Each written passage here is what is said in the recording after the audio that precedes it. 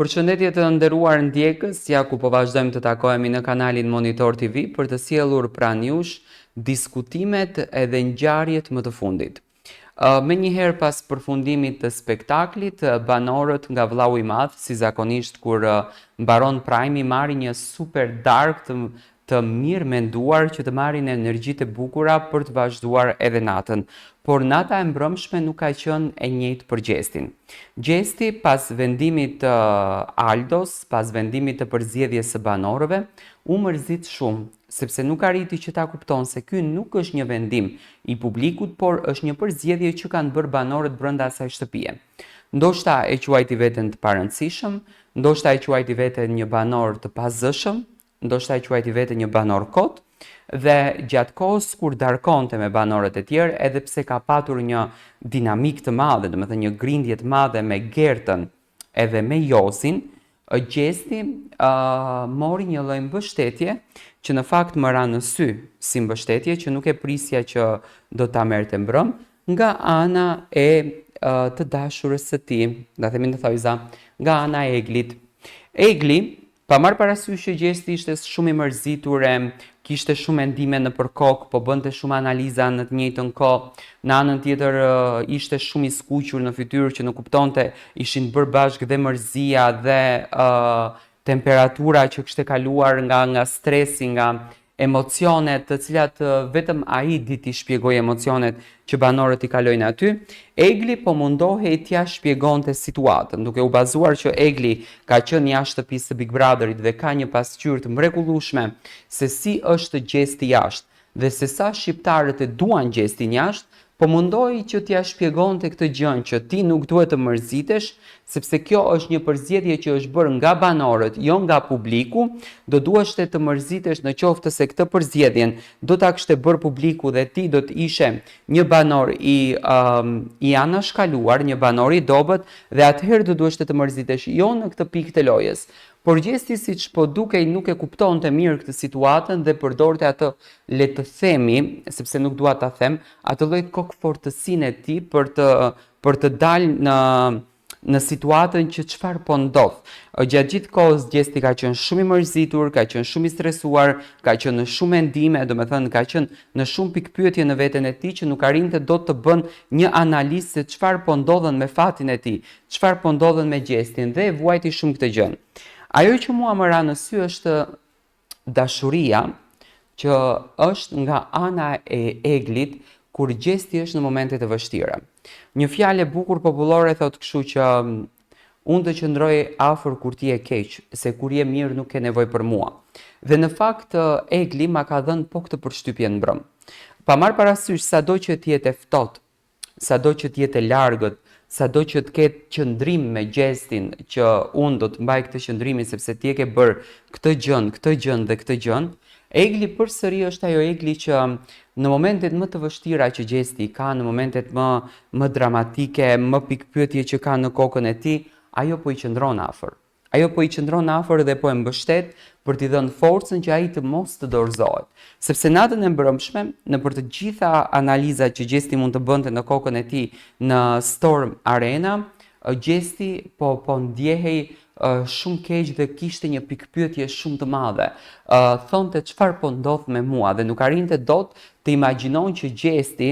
një banor që ka marrë më shumë drona, një banor që ka marrë më shumë mesazhe nga publiku, një banor që ka marrë më shumë forcë nga publiku, nuk ishte në kokë në përballje të finalistit të parë, domethënë ishte e paimagjinueshme për Gjestin. Ndërsa Egli po jepte mbështetje duke thënë që ti duhet të kuptosh dhe duhet të lësh këto mendime sepse kjo është loja e hienave. Domethënë Egli në këtë rast e kishte lojën me Aldon, sepse unë edhe në një pikë dua të ndaloj që unë nuk e mendoj që produksioni ka fajet në këtë mes, sepse produksioni e la kartën të hapur dhe tani në matematikën që u bë, sipas produksionit, produksioni analizoi që Aldo do ta kthen borxhin në një farë mënyre te Gjesti, edhe do të thotë që Gjesti mua më ka një borxh, edhe unë mendoj që Gjesti do duhet të shkon në finale. Dhe produksioni nuk e priti që Aldo do ta çonte në finale Gertën. Nuk e priti në asnjë mënyrë produksioni këtë gjën. Dhe mendoj unë se kjo është pikpyetja shumë e madhe edhe e Gjestit, se Gjesti bënte analizën e tij përse unë nuk jam pjesë e finales së madhe, përse unë mos shkoj në finale. Dhe personi që i dha më shumë mbështetje dhe që i qëndroi mbrëm Gjestit afër, që do të thënë kujdesej për të, sepse Gjesti arriti në një, unë e kam parë gjatë gjithë momentit, do të thënë e kam ndjekur me detaje këtë moment, Gjesti ishte shumë i mërzitur dhe ishte aq në angth duke pyetur veten se çfarë po ndodhen me mua. Ku është ai Gjesti, ai lojtari shumë i fortë, ai lojtari që bëri lojën, ai lojtari që luajti me mekanizmat më të mëdha, ku është ai Gjesti? Dhe mendoj që kjo ishte problemi më i madh që në këtë rast, kjo Egli u munduaj që ta ndihmon Gjestin dhe u munduaj që t'i qëndron Gjestit afër. Tani unë këtu shoh një dashuri. Unë në këtë mes me thon drejtën shoh një dashuri të sinqertë dhe shoh një dashuri të vërtet nga ana e Eglit kundër drejt Gjestit. Dhe unë mendoj që në këtë pikë të lojës, Gjesti do ta respekton këtë pikën dhe do ta kupton që në Big Brother ka një njeri që Gjestin e do pafund. Unë tani që po flas me ju, po kontrolloj dhe marrëdhënien e tyre dhe më besoni, është një marrëdhënie fantastike. Tani, Egli mbrëm ishte ajo luanesha e të gjithë shtëpisë, edhe po grindej me gjithë shtëpinë,